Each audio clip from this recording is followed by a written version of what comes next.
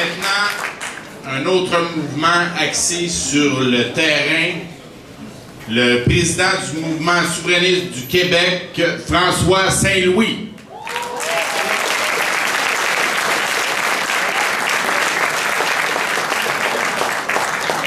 Bonsoir mes chers amis. Tout d'abord, je tiens à féliciter le président de la Société Saint-Jean-Baptiste, Mario Beaulieu, et toute l'organisation qui ont organisé ce grand rassemblement pour dire au gouvernement de Jean Charest que maintenant, c'est pas dans un an qu'il faut agir, c'est maintenant qu'il faut commencer à préparer une deuxième loi 357, 358, nommons-la comme on veut, mais il faut que la loi 104 soit respectée, il faut que la loi 101 soit respectée. Ici, au Québec, on a des symboles. La loi 101, je crois que c'est un symbole pour les Québécois.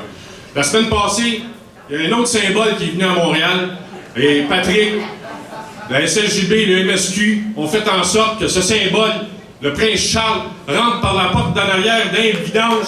C'est là qu'il est rentré au Black Watch. C'est le même que ça va continuer au Québec. Je vous le dis. La loi 104. Sachez une chose, mes chers amis. On parlait tantôt des hôpitaux. On a décidé de faire 2 hôpitaux. Un hôpital anglais, toute nouvelle, toute belle pour les anglophones.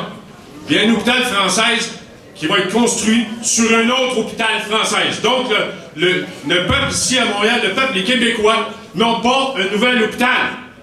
C'est un hôpital qu'on construit par-dessus un autre hôpital.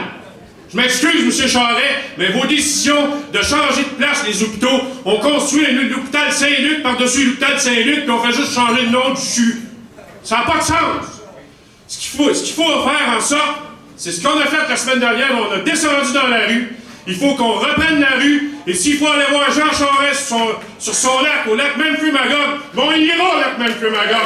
C'est dans une valeur, mais il n'y aura pas de 0 hôpital pour les Français et un hôpital pour les anglophones. Mesdames et messieurs, j'ai entendu la présidente de la commission scolaire des anglophones, j'oublie son nom, lorsque le jugement a sorti. Et elle disait à la radio, ce n'est seulement 500 petits-enfants qui vont aller à l'école. Mais sachez que 500 petits-enfants qui vont aller à l'école, s'ils donnent le passe-droit aux tous les frères et sœurs, c'est pas 500 par année, c'est des milliers par année. Et c'est ça que ça veut dire, le jugement de la Cour suprême.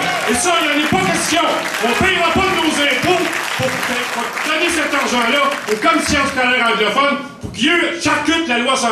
On a une belle gang de cartes de payer pour ça. C'est nous autres qui payons pour charcuter la loi 101 parmi les juges de la Cour suprême. Les mêmes qui nomment le lieutenant-gouverneur à Québec, le même qui nomme le gouverneur général à Ottawa. Un pays de fou, cette affaire-là. Donc, ce qu'il faut faire, c'est descendre dans la rue, faire 2 hôpitaux francophones, pas 0 hôpitaux anglophones, puis il faut que les enfants aient l'école française. Bonne soirée, puis le combat continue!